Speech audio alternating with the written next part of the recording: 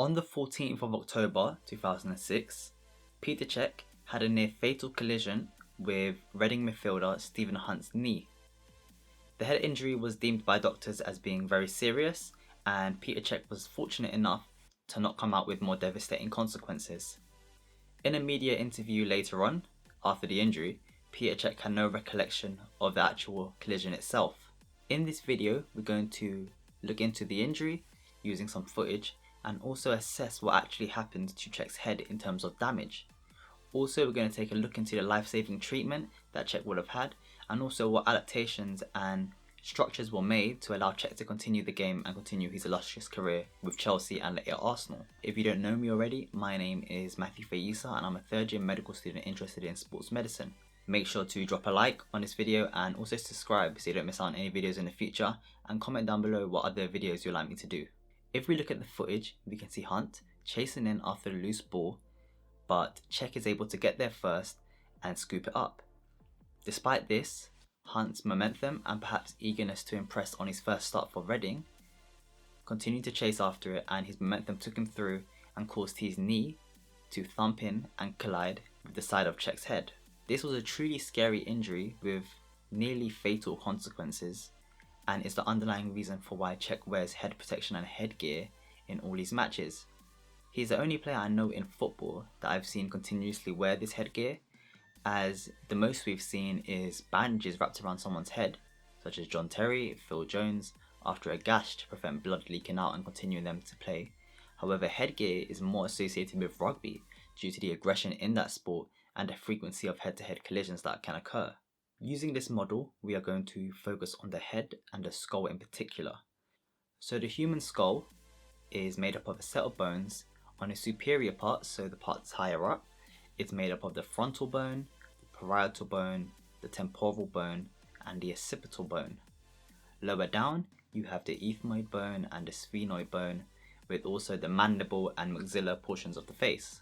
If you look at the footage and the CT imaging taken of Petr Cech's head after the injury, we can see Cech suffered the brunt of the force to the side of the head, more specifically the parietal bone. Typically with these types of injuries, due to it being inside of the head, most of the impact is felt in the parietal bone area, and this accounts for 75% of these injuries. This force was dangerously close to the pterion, which is the weakest point in the skull. Despite missing this region, Cech suffered a depressed fracture. A depressed fracture is an injury where shards of fragments of the skull break off and fall deeper into the skull. As a result, they lay a layer underneath the skull, and in Cech's case this was about 5mm. Due to the nature of the fracture, Cech also had something called a comminuted fracture, which is the breaking of bone in more than one place. So this can kind of mimic glass breaking, where you see it separate into multiple fragments.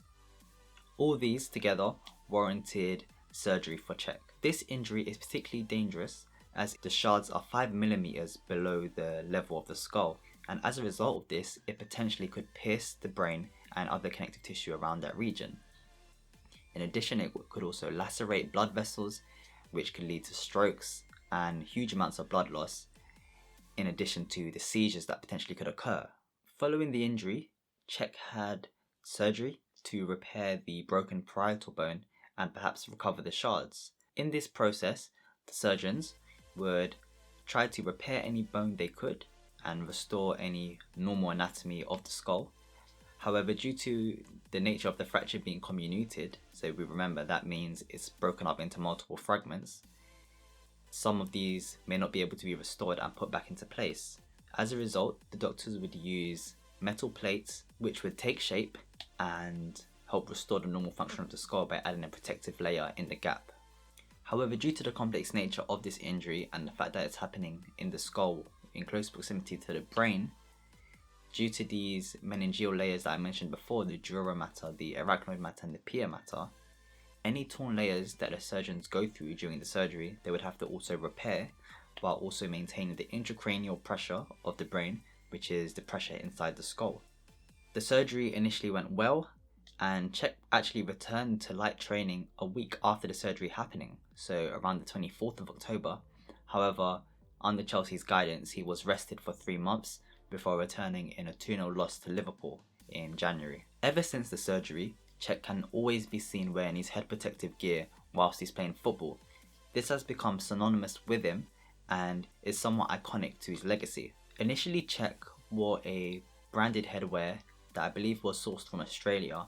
However, due to this clashing with Chelsea's Adidas sponsorship, Frank Weigl, the Adidas lead product designer, worked together with Cech and his doctors to form their own unique headwear. This headwear initially had plastic lining the side of Cech's head to provide protection. However, Cech advised that he wanted a more lighter material. Therefore, working with his doctors, they decided to put foam composites in the side of his head, which were lighter and provided the same amount of stability as the plastic ones due to its shock absorbing properties.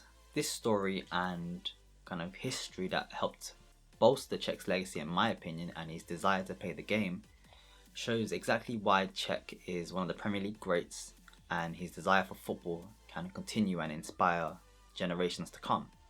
If you have any questions about the finer details or aspects that weren't clear in this video, make sure to comment down below and I'll try my best to answer them.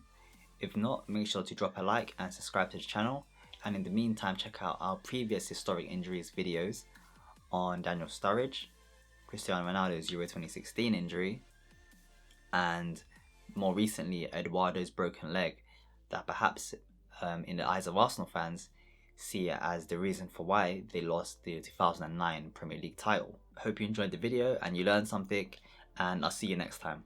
I was melanin, coarse hair, coarse my skin, soy sauce, I'm boisterous. I bun with your babes and feed the oysters.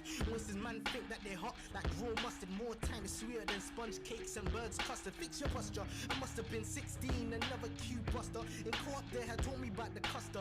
Wasting time instead of grinding harder than you can, you muster. Bye bye the rules of stacking notes and making bands of sorts of. I think there's some